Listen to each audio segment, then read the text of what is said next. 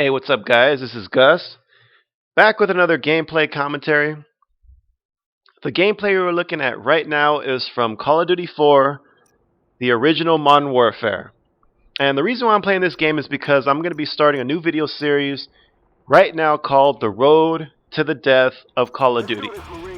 And what I'm going to be doing with this series is over the next few weeks I'm going to be playing each and every Call of Duty game and examining it and trying to figure out how the hell do we get to the point of where we were back then, Call of Duty 4, where I could play this game easily for hours at a time. It was fun, it was exciting. How do we get from that point to where we are today, where the game gets released in November? By January or February, most of us are done with the game. We're sick and tired of the game. How do we get to that point? So let's start off right here. The one that got me into this online stuff, Call of Duty 4. Now, during the release of this game, I was into Halo, really playing that game a lot, so I was a little bit late playing Call of Duty 4. And it was just at the time, Halo wasn't a bad game, but I just needed a break from that game, and someone had got me Call of Duty 4 as a gift. So I started playing it, and right off the bat, I really enjoyed it. There are a lot of things that I liked about this game in comparison to Halo. I liked the graphics, I liked the fast pace. The duration of the matches was a lot shorter. I mean, going from Halo, with regularity, you could have a game that takes 10 minutes, 11 minutes, whatever.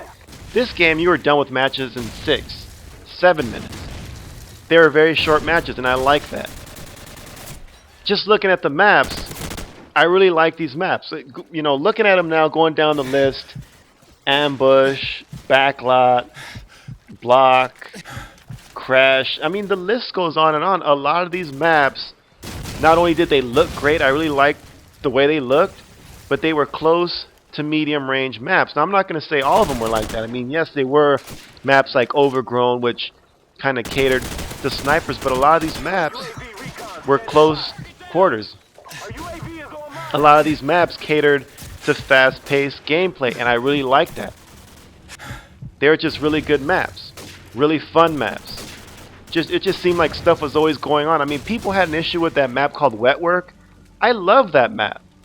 You know, now, getting killed by the random grenades, it did get frustrating at times because the grenades were devastating in this game, but again, it caused people to move around. I mean, when you saw a grenade in your area, you got the fuck out. You knew that you had to keep moving or else you're going to get freaking either shot up or a grenade was going to fucking explode in your face. You just had to keep moving.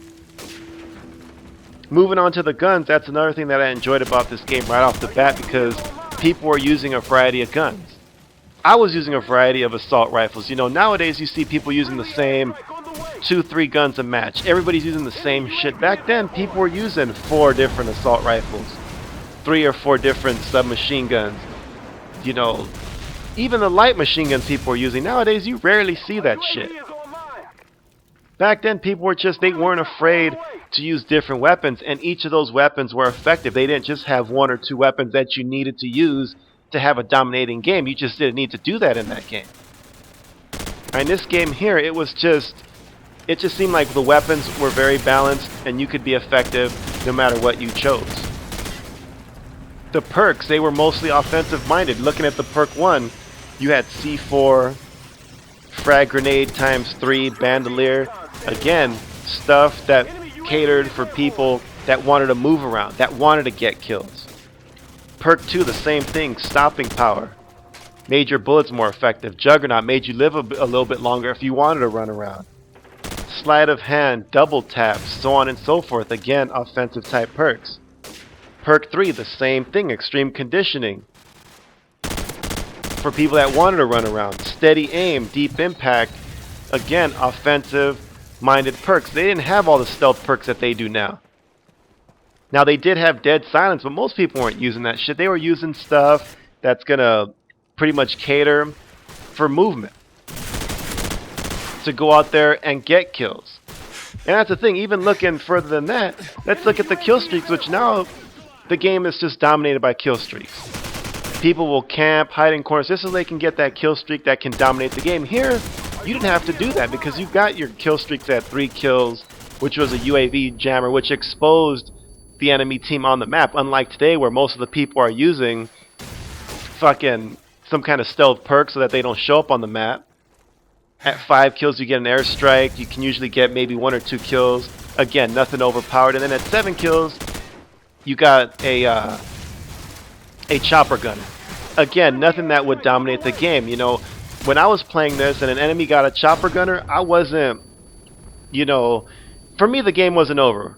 I felt that I could still win the game because it wasn't anything that was going to get them a large amount of kills. Like nowadays, the enemy could release a fucking kill streak and easily get 10, 15 kills or more with that kill streak and dominate the game. It wasn't like that in this game. So with this game here, everything was just fast-paced, and they made this game to be that way, to cater to movement. They made the maps not only look good, but the flow was good. The guns, the same thing. They didn't have just 1 or 2 overpowered guns and make people, you know, have a disadvantage if they decided to go with one of those other guns. So at this point in time, the game was just really fun, and I just couldn't wait for the next installment of Call of Duty, which was World at War. I just couldn't wait for that game because based on this game here, I just knew the next game was going to be better, that I was going to have a lot of fun with it, and that's what I'm going to be looking at in the next video. Call of Duty 5, let's take a look at that one. Did it make the game better? Did it make the game worse? I'm GusCunnilin, and I'm out.